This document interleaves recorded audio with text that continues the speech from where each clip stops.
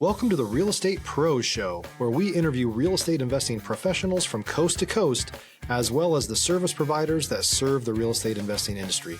Our goal is simple: share what's working now to help you improve and scale your business to the next level and meet the pros that can help you get there. Real Estate Pros is powered by Investor Fuel, America's leader in helping real estate investors and professionals build the business you need to live the life you've always dreamed of. Let's start today's show.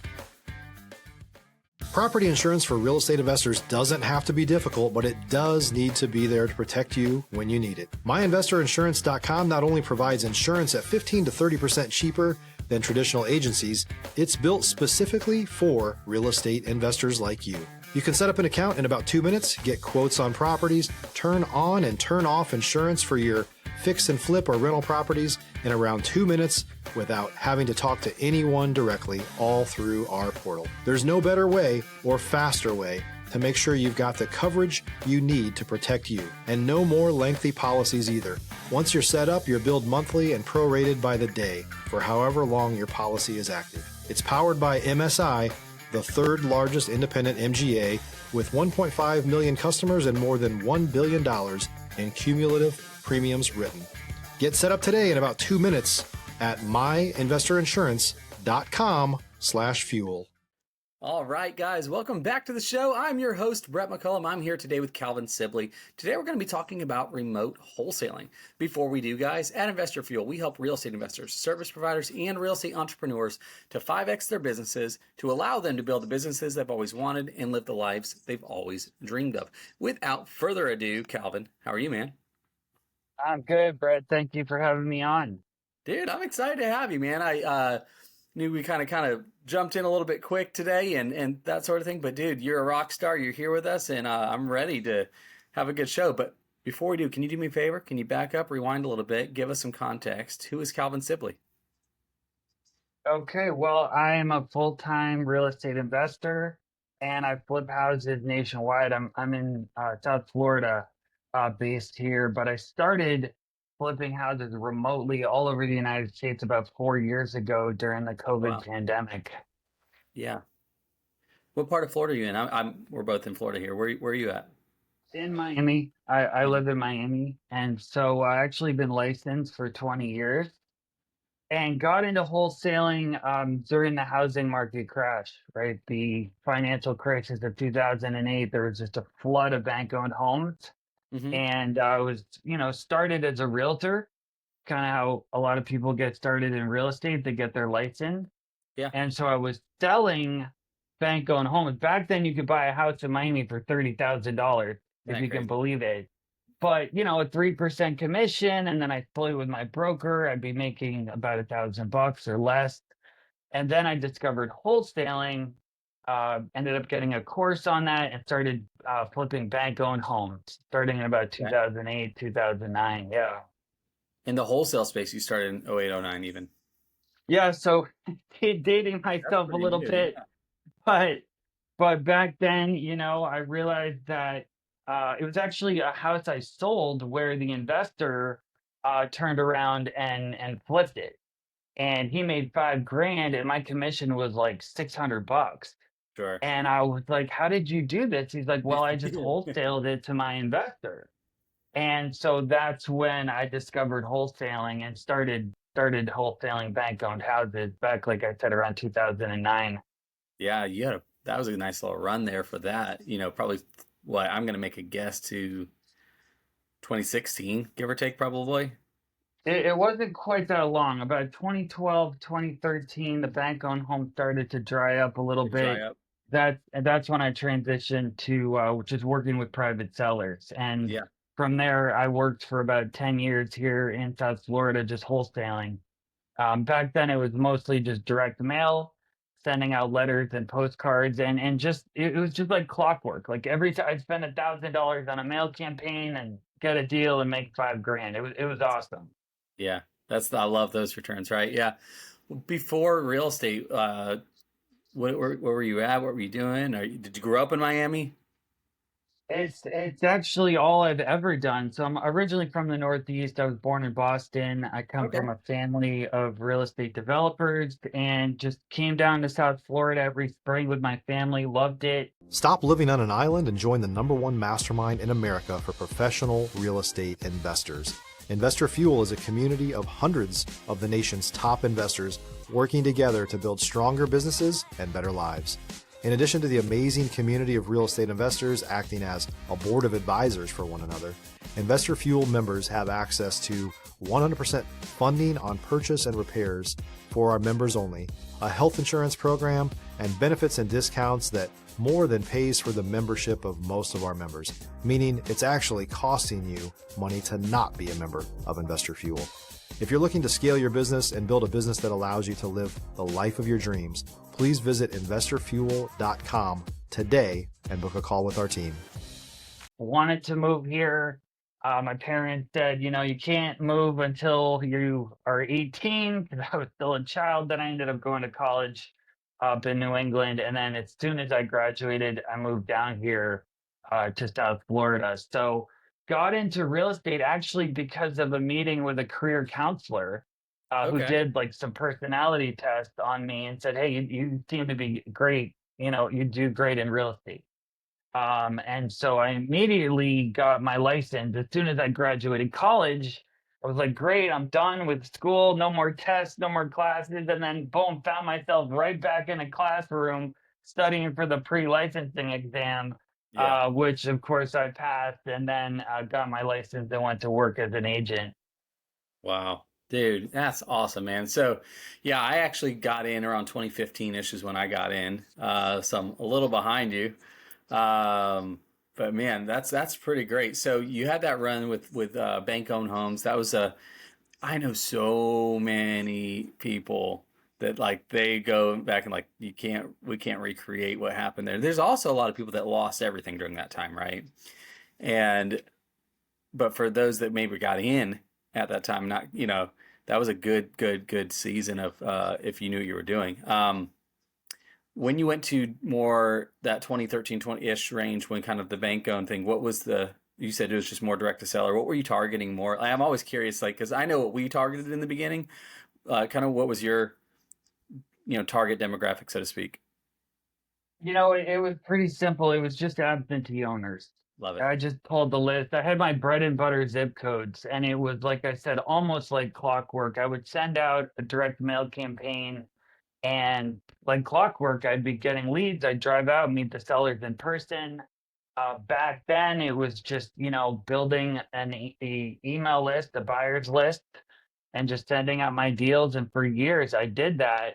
But to your point about people losing everything, there was actually a day I'll never forget where my broker of the office I worked for called me in and he said, Calvin, we're closing our brokerage, we're closing our office Wow. because we actually lost money last year because the housing market was just crashing. Sure. And so that was the point when I just pivoted just to straight wholesaling. I just Yeah. went all in on flipping bank-owned homes, and that's how I started my career as a wholesaler. Yeah. Yeah. Dude, that's incredible. Yeah, I mean, I know for us when we first started, it was same thing as direct mail. It was our stack was pretty simple as well. It's by the way, I live in Gainesville, so I'm north of you, a few hours. Uh-huh. But yeah, our stack was absentee owner and tax delinquent. Those were the two, Okay. All right. and That's we good. stacked Yeah, up. and those lists work well, right? But here I was just targeting absentee owners, and Yeah. and that worked for a long time, almost 10 years. And then what ended up happening was, direct mail got a lot more competitive. Our response rates went down. And that is when I transitioned into online marketing. Okay. Okay. And so I started running ads on Google, Facebook, now more recently, TikTok. And so now I'm not sure if you know this, Brent, but I actually help other investors to set up and manage ad campaigns for running ads for targeting motivated sellers online. Yeah. Dude, we saw the same thing, with our, we were getting direct mail, and if audience doesn't, and Calvin, correct me if you saw some differences on our market, I'll say, it wasn't uncommon to get a solid 2% response rate, on our direct mail for a while. And then we went down to like 1.5, and then 1, and then 0.5%. And then it's just like at some point for a while there, it got to be. If you're looking for consistent, high-quality leads, look no further than Investor Machine. Investor Machine isn't just another agency. It's the most sophisticated, data-driven lead generation company on the planet for real estate investors, and serves the role of being not just a lead generator for your business, but a marketing partner that is helping you achieve your goals along the way. Go to InvestorMachine.com to learn more and schedule a call with our team today.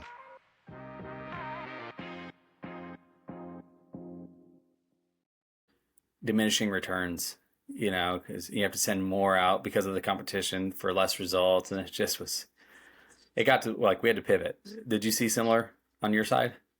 Well, yeah, I mentioned that our response rate started going down, but there was one time in particular I remember because I was going out and meeting sellers in person, and this lady I met, a woman, I went to her house, and she just had a stack of postcards and letters.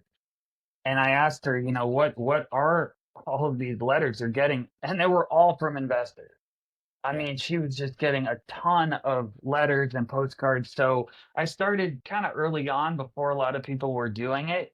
But as more people caught on to, direct mail being a viable strategy for getting leads, it just got very saturated.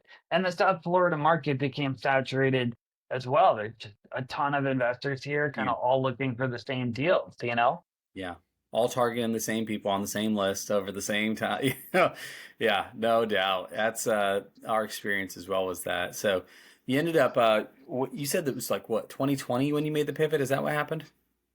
Yeah, so right around COVID, I ended up getting a lead up in Jacksonville. This was a little bit before COVID. It was about 2019. And I had been to Jacksonville a few times, but I didn't know the market that well. I had never done a deal outside of South Florida. But the numbers really made sense. It looked like it was a deal, but I didn't have any buyers there. So I just said, you know what the heck? I'll try to wholesale this house in Jacksonville. So back then we were using mail. I sent the seller an offer through click to mail. They signed it, they mailed it back to me. Now it's all electronic signatures, but back then it was an actual envelope. And so I sent the seller the offer with a return mailing label, a return envelope. They mailed it back to me. I was like, all right, now I've got this contract on the deal in Jacksonville. How am I going to sell it? So I just started posting on Facebook groups and Craigslist. I ended up getting a buyer and closing that deal. And so that's when I realized I could actually do this in other parts of Florida. Sure. So then I expanded. I started marketing across the state of Florida and then eventually across the entire United States. Yeah. So, yeah, I mean, Jacksonville is a great market. I've probably done 50% of my deals there. It's just a good market. That being said, in your first expansion to another market, it is scary. Like I remember that, feeling and going through that, and eventually then you have to get processes in place so that, because you're going statewide now and you've only been local before. Talk about that a little bit, because there's a learning curve involved, right? Of like getting your SOPs in place and making sure every deal that, you can send out deals and get them under contract, but if they don't close, right, it's really doesn't matter. What did you have to change in processes to help with that? Well, I had the buyers list here in South Florida, so I started letting them know about my deals in other parts of the state, but they weren't really interested. So I kept using Facebook groups and Craigslist to find buyers. And my average assignment fee was right around $4,000 or $5,000, right, for a year or two. And then InvestorLift came out. Yeah. And I was one of the first people. I think I was part of a group called the 80/20 Academy with Dan Schwartz, and Robert Wensley was a guest speaker on one of our group calls. And he said, I've got this nationwide buyers list. So I got on a call with him. This was back, it was so early. He was doing the Yep. sales calls for I remember. InvestorLift. And I talked to Robert. I explained to him what I was doing, and he was like, look, he's like, you have got to get on this. If you're a new or newer real estate investor looking to launch or grow your real estate investing business, please check out Investor Fuel Club. It's a coaching community, but unlike anything you've ever seen before. And you can actually partner with members of our mastermind from coast to coast on deals right in your market. There's no better opportunity to build a consistent business than to literally partner with pros to help you avoid costly mistakes, avoid the need for capital to do deals, and help you eliminate your fears as you're starting your business. Learn more about Investor Fuel Club at investorfuel.com/club. You're doing deals remotely, virtually in other states. This will solve your dispositions, like 90% of it. So I went all in. I signed up, I think it was the cartel mode at the time, or whatever the highest level of InvestorLift. I got in there, and no joke, my average assignment fee tripled. It went from around 4 to 5,000 to, whatever that is, 12 to 15,000. And you can see, because I track, every closing I've ever done, and my average assignment fee just going up, just tripled. And so I was still doing the same amount of deals, but my income tripled. So as far as that, I mean, obviously finding the sellers, right? That I had that down with, the online marketing campaigns I was running, my website, Facebook, TikTok, YouTube, all that. Then I had the buyers through InvestorLift, and then it's just really a matter of finding the right title company, finding an investor-friendly title company. I work a lot with Empora, who's in a few different states, but a lot of times in smaller towns, you just have to find the right title company, and that's pretty much it. Once I had InvestorLift, I mean, that was a game changer for our company. Yeah. No, and I tell people when they're wholesaling and, like, we're doing deals, now we're going to go and expand, I think a lot of people like the idea of it. And what I think people think they're good at getting deals under contract. That makes them a good wholesaler. But I would argue the thing that makes you a great wholesaler, that might make you good, but what makes you a great wholesaler is I can sell the deal. And that has gotten, you've seen it too in the last really year and a half. It's gotten increasingly more difficult as well, finding good buyers to keep up, because I've started seeing with people that we train and teach and stuff like that, at one point, personally, our average deal size was 22 and a half. And we're humming, and next thing you know, I'm like, it's now going down to 18, and then it's 15, and then it's like, what is happening right now?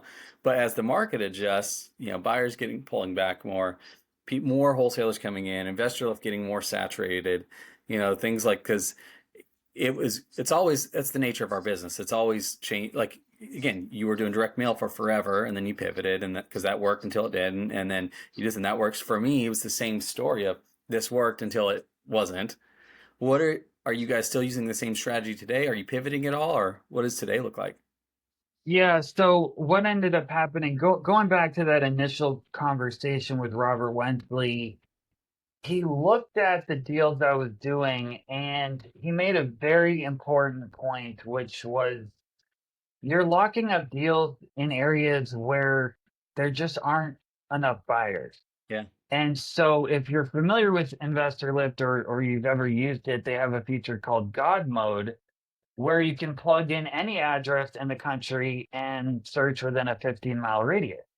And what Robert told me, he said, look, when you are going to go and lock up a contract and your intention is to wholesale it, plug the address into InvestorLift, into God Mode, toggle out, go out 15 miles.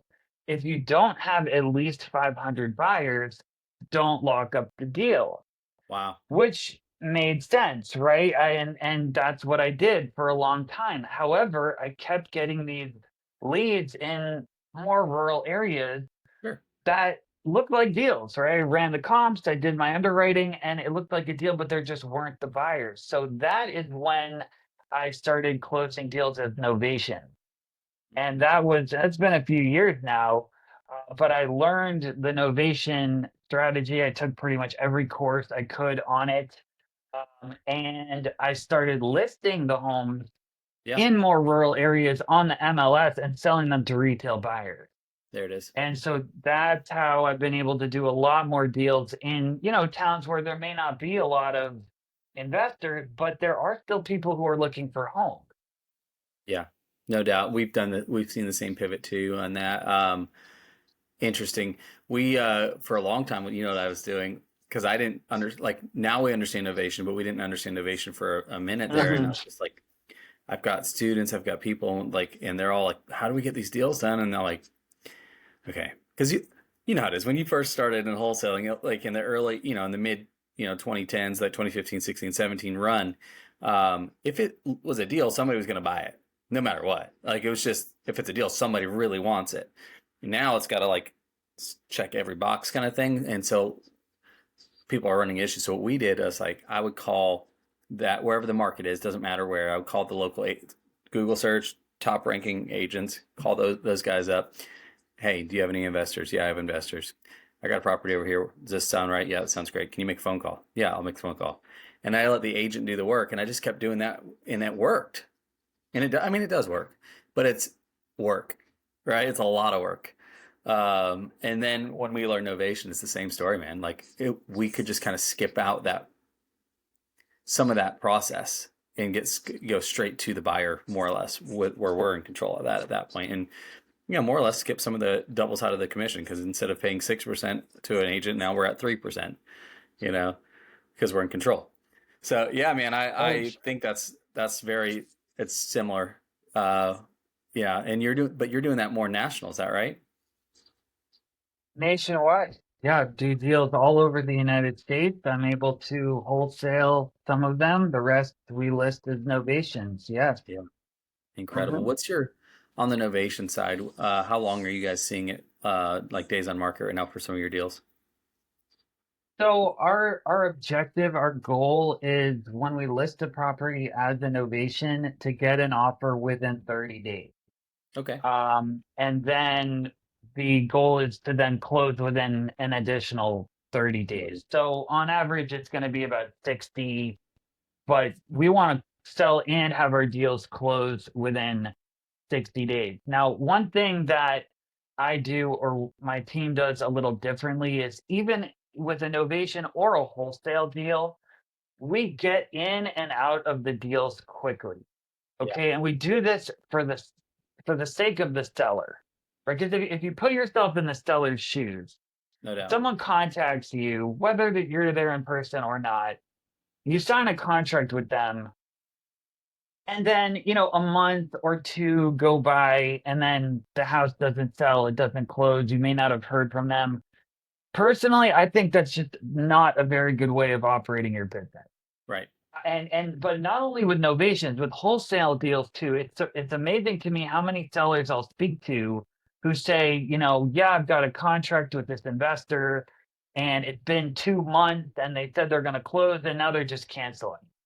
Well, once I dig in with that seller and try to find out, like, what actually happened, it becomes clear that whoever that other buyer was just trying to wholesale the house. Sure. Okay.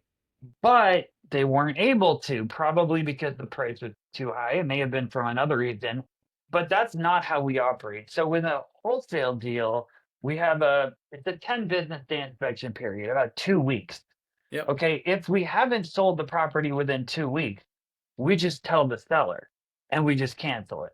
Yep. Okay. But we don't do this, file a memorandum of option and cloud the title and then, lock it up for 2 months.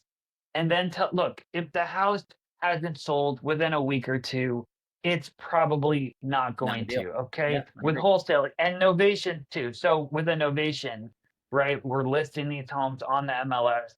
We want to see within the first week, let's say, at least 3 or 4 showings and 1 offer. Okay. And usually we get the showing, but we may not always get an offer. So after that first week or so, if we haven't gotten an offer, we're going to go back to that seller, renegotiate with them, or just cancel it entirely. Yeah. Right. Because what happens is, in a lot of markets around the country, they're still pretty low inventory.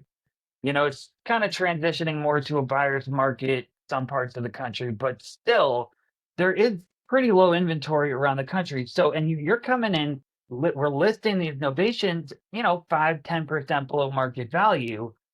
If you're an agent in that town and you see this listing hit the market and you have a buyer looking for a home like that, you're going to show it to them, right? Right. So, and this is exactly what happens. We will get 3-4 showings in the first week, and then we are just calling back the buyer's agents. Hey, how did it go?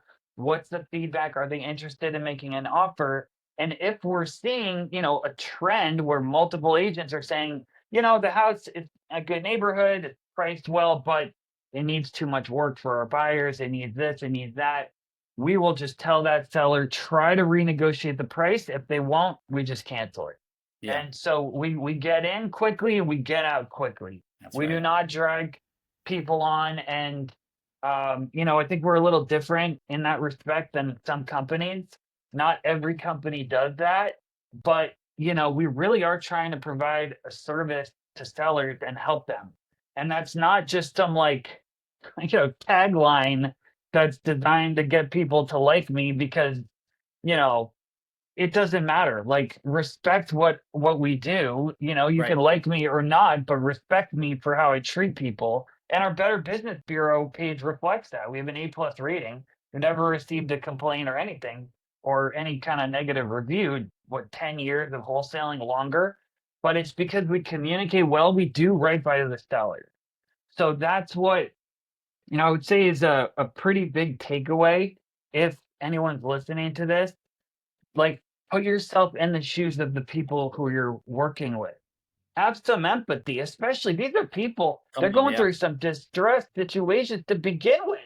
That's who we're targeting: foreclosure, pre-foreclosure, divorce, tax sale, right? Just do right by them. There's enough deals.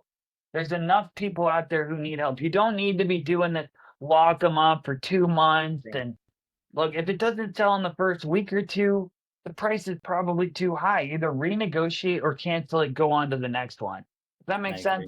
No, totally. We do with ours, we along with each contract that we send out as a conditional cancellation agreement that I put along with it. It just says, if I don't procure the buyer and get this, because we tell them up front, I'm not your buyer. Same, I'm sure you guys are similar in that respect. And just, hey, I'm not the person that's going to be closing on this. However, if I don't have that person in place, we do 7 to 10 days, depending on where it's at. 7 to 10 days, this contract is effectively null and void. So, and then we have let's say we do get our buyer in place, then there's another, so, hey, we got it. Here's the contract that supports it. And so that way that conditional cancellation is now. Sure. And people appreciate that. And especially with Novation. Doesn't it? What's that? It builds trust with that seller, doesn't it? Like, they actually know that Calvin's not here to screw me over. Like, if I don't do my job, I'm not dragging this on for 60, 90 days. I'm dragging it on for a week. Yeah, well, and especially with Novations, because there you really are. I mean, we don't tell every seller that we're going to be assigning the contract, but with Novations, we do. Well, we're not assigning it. We're replacing the contract with the new buyer contract. Yeah. But we are telling these Novation sellers, like, hey, we're going to be bringing on a buyer. We have to procure a buyer to sell your home. But yeah, I mean, you look around the country, you can see average days on market, 40, 45, 50 days. And, we really try to shorten that down. I mean, we really need an offer within the first week, because if you're not getting an offer in the first week, like I've said, it's probably the price, or you may just not be marketing it well enough. Do you have good pictures? Have you done like a walkthrough video? Is your description good? Are you guys using realtors for that on your own side? Or are you guys doing all of this in-house? Like, what is your process like for your Novation? So we use local agents.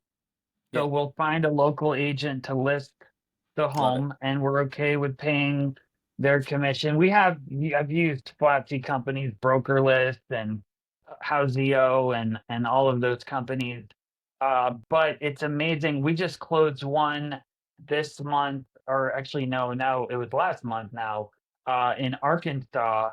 And the agent, I don't even think we could have sold it without this agent. I mean, it was Yeah. pretty rural. She found the buyer, actually, so she got both sides of the commission. There you go. But just, kind of an older lady, the seller, and she needed some help with some things moving, and the agent it was a huge help. So I would recommend, if you're doing novations, find a good agent in the town, use them, um, rather than, a flat fee listing company.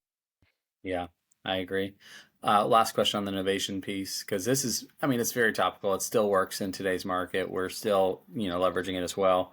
Something I've run into in like places that people may not know me, like when I talk to these agents, there's a lot of skepticism. You know what I mean? It's like, yeah, we've got a, attorney in fact, limited power of attorney, da da da. This is how we're, and they get really skeptical.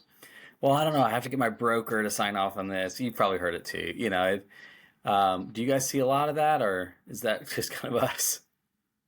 Oh yeah, we definitely do. I mean, the answer, it just depends on the agent, right? Some agents and brokers will be okay with it and some won't.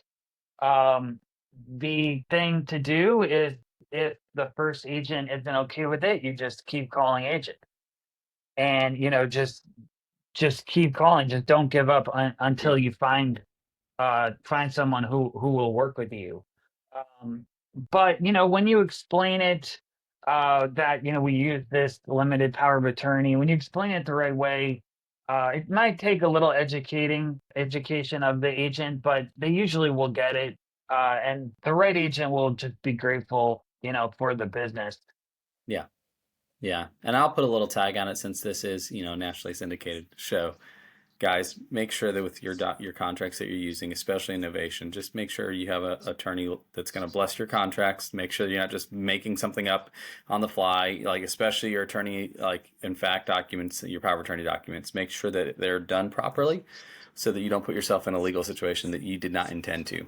That's my little disclaimer. So, but man, Calvin, tell me. So, little transition here on the tech side of things with like you guys are running ads for people, and what is, you kind of touched on that briefly. What's that look like? Yeah, so it just kind of came up organically, where some friends of mine saw that I was having some success and asked me to help them, to build out their campaigns. Hmm. And I started working kind of on a JV basis, where, essentially I would set up the campaign for the investor, they would work the lead, and then they'd pay me a percentage of each closed deal. Now I just set up campaigns for investors and agents who want to start generating leads online. So we use, the main platform is Meta, right? Facebook and Instagram. But we also run ads on TikTok and Google, which includes YouTube. So I actually have, courses I created. Basically, I documented just myself setting up campaigns, Hmm. and also just like done for you if someone wants the whole campaign set up for them. Yeah. And what's the name of the agency, Calvin? It's Remote Flipping. Remote Flipping LLC. The website is remoteflips.com. Yeah. Damn, that's pretty straightforward.